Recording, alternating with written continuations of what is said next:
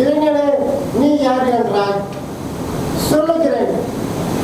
அகிம்சாவாதிகளுக்கு அஞ்சாமல் நெஞ்சுக்கு நேராக துளைத்து முத்தமிடா இருக்கும் தோட்டங்களின் முன்னின்று தன் சமூக மக்களுக்கான போர்க்களத்தில் விடுதலையின் கீதங்களாய் விஜயகத்து வீச்சல் போராளிக்க விண்ணான்.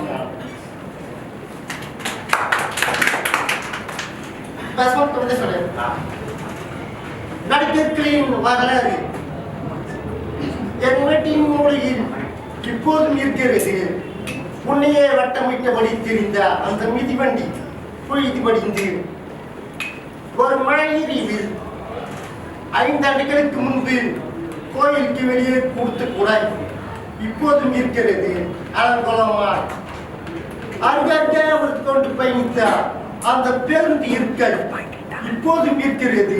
பொலி விழுந்து யாரோ வாசித்தாலும் நீ மட்டுமே வாசிக்கவே இல்லையா? கண்ணீர் விட்டு அழுத அந்த நாட்குறிப்பேடு இப்போதும் இருக்கிறது.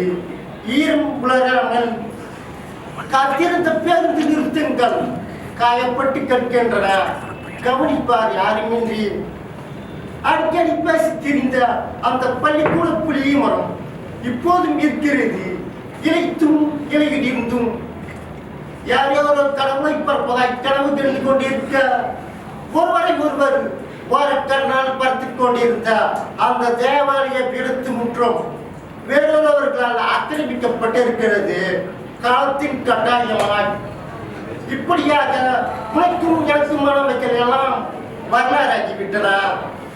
நமக்கு நடுவில் இருந்தவைகள் எல்லாம் நடுக்கற்காகிவிட்டன. நீயும் நானும் தான் யாரோ ஆகிவிட்டோம். புரிந்து கொள்ளாமல்